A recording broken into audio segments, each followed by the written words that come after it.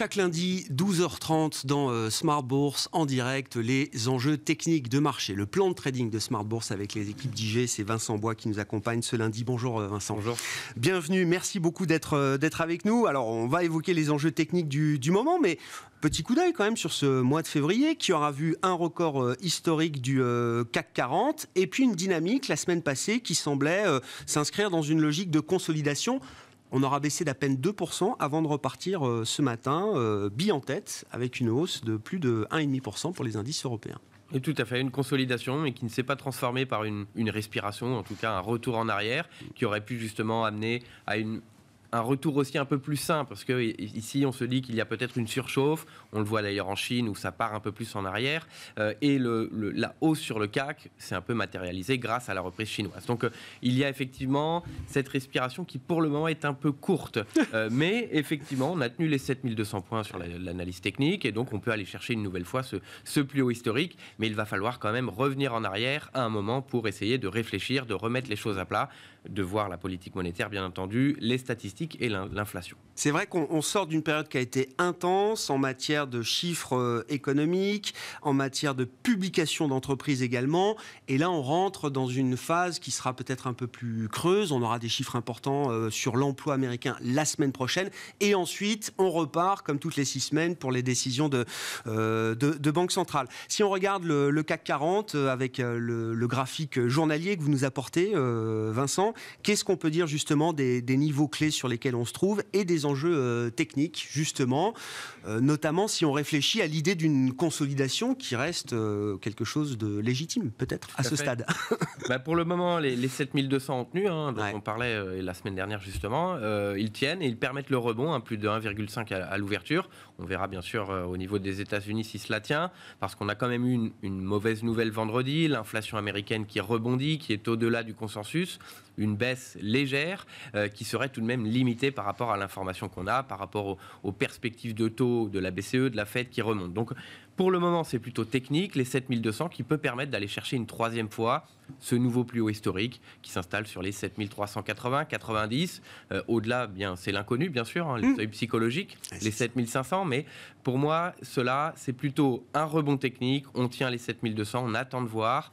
Les États-Unis pourraient également rebondir légèrement, mais par la suite il va falloir revenir en arrière. Sous les 7200, toujours simplement technique, eh bien on va aller chercher les 6950, 7000.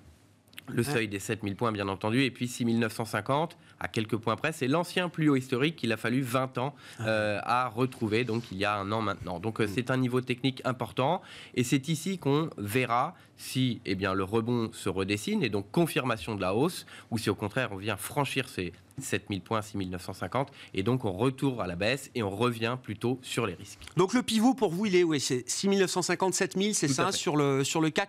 Tant qu'on préserve ce niveau-là, on reste dans une dynamique à court terme qui est une dynamique positive et haussière. Techniquement, oui, voilà. Il faudrait justement revenir un peu pour avoir une hausse saine, et bien revenir en arrière, valider ce rebond en rebondissant sur les 6950, 7000. C'est en dessous qu'on verra peut-être plutôt les risques qui reviennent sur le tapis.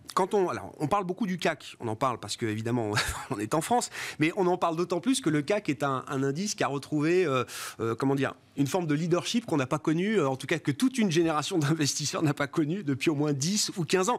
Est-ce que le CAC, quand vous regardez notamment la partie européenne, les autres indices européens, est-ce que le CAC est un ovni, y compris en Europe, ou est-ce que c'est un emblème justement de la capacité de l'Europe boursière, j'entends, de confirmer peut-être un nouveau statut? Alors, on voit ça sur d'autres indices, mais c'est peut-être pas un exemple. On voit ça au Royaume-Uni sur le FTSE, alors que la Banque centrale elle-même précisait qu'il y avait un risque de récession, ce qui est tout à fait normal, bien entendu, l'inflation qui est au-delà de ce qu'on voit dans l'Union européenne et d'autres risques, qui est au plus haut historique également. On le voit en Italie, qui n'est pas au plus haut historique, mais qui est au plus haut depuis plusieurs années, qui a dépassé les plus hauts précédents.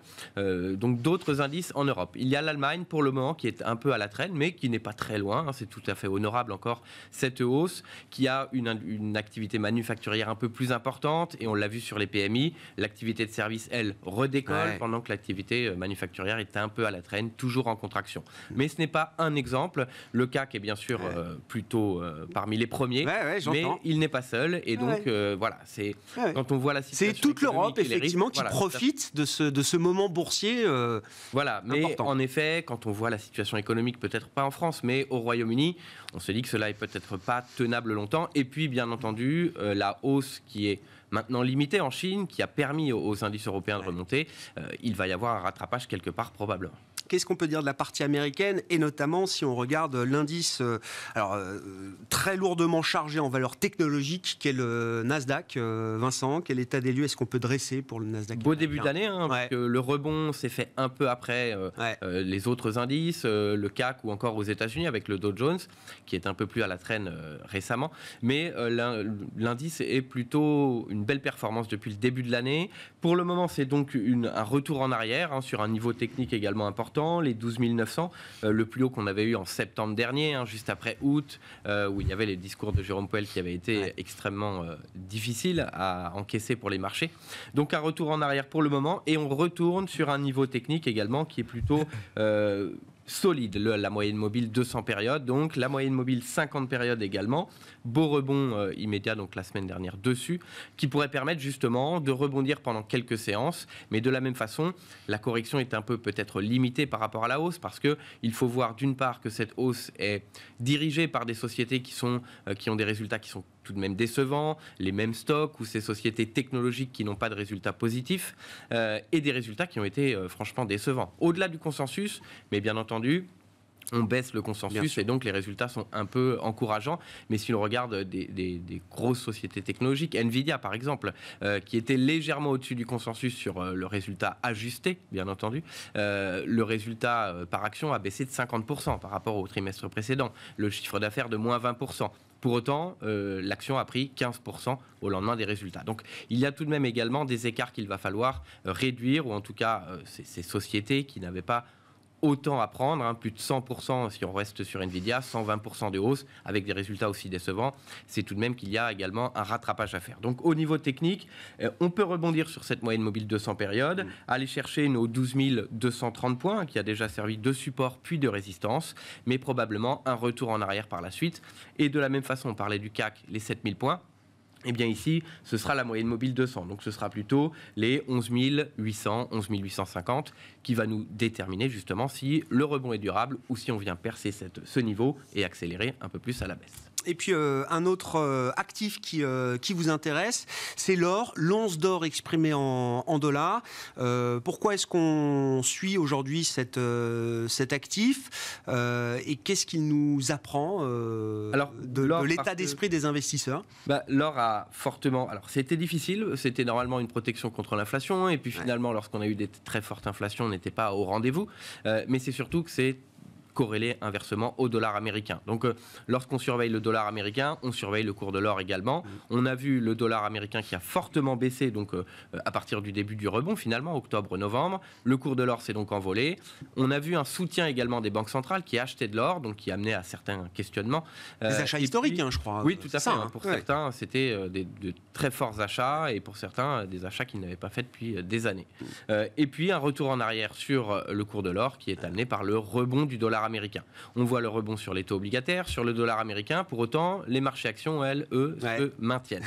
Et on voit donc le cours du dollar qui évolue fortement à la baisse depuis. On est allé chercher un niveau technique important, 1800 $, 1805 $, qui est un niveau plutôt pertinent. On voit le dollar également qui ralentit sa hausse, mais qui se poursuit avec les taux obligataires. Mais actuellement, on peut voir un rebond technique de la même façon sur les 1800 $. Aller chercher ces 1840 $. Il y a eu une petite... une évolution sans réelle tendance durant les dernières séances là-dessus. Et puis, ça donnera par la suite probablement un retour en arrière sur fond de hausse du dollar américain. Et donc, ça peut être une opportunité à long terme également sur le cours de l'or, d'avoir un retour en arrière pour moi qui peut être plus prononcé et d'aller chercher les 1760 $. Donc, voilà, ça, au-delà du dollar américain, on peut surveiller le dollar américain directement, mais en regardant le cours de l'or, c'est vraiment l'inverse du dollar américain. Donc, on surveille avec attention ces 1800 $. Si on franchit à la baisse, on va pouvoir voir une accélération baissière à mon avis. Mais ça implique que dans cette idée-là, que le rebond du dollar qu'on observe là sur quelques jours, quelques semaines, n'est pas un rebond qui devrait remettre en cause la détente de la devise américaine qu'on observe depuis plusieurs mois. Je rappelle qu'à l'automne, on était sous la parité. C'était 0,95 sur la parité euro-dollar au cours du mois d'octobre ou du mois de novembre. En effet. C'est des niveaux qui paraissent encore très loin aujourd'hui. Oui, mais s'il y avait un retour en arrière sur les indices, probablement le dollar américain accélérerait assez fortement. Là, ce qui a rééquilibré un peu, ou ce qui a fait qu'on a rebondi fortement sur l'euro-dollar, c'est plutôt que la Banque Centrale Européenne, elle aussi, resserre sa politique monétaire, donc ce qui a fortifié un peu. Et puis, bien entendu, on a écarté les risques de récession. Donc, un peu plus fort sur l'Europe, on voit le CAC, on voit les indices, donc retour assez fort sur l'Europe. Mais attention, s'il y a des risques plus importants de poursuite du resserrement de la politique monétaire, c'est en général le dollar américain qui va plus progresser. Et puis, les risques de récession ont été écartés pour le moment, mais sont toujours très présents. Surtout que plus le resserrement dure, plus le risque de récession est important. Donc, par la suite, si on a un retour à la réalité, on va dire, par rapport aux risques plus importants, le dollar américain va probablement revenir peut-être sur les sommets qu'on a déjà vus, et donc la parité pourrait se rapprocher du dollar également. 1,0560 sur la parité euro-dollar en ce début de semaine. Le dollar actif clé, évidemment, pour un ensemble de grandes classes d'actifs. Merci beaucoup, Vincent. Vincent Bois, les équipes d'IG avec nous chaque lundi à 12h30 pour le plan de trading de Smart Bourse.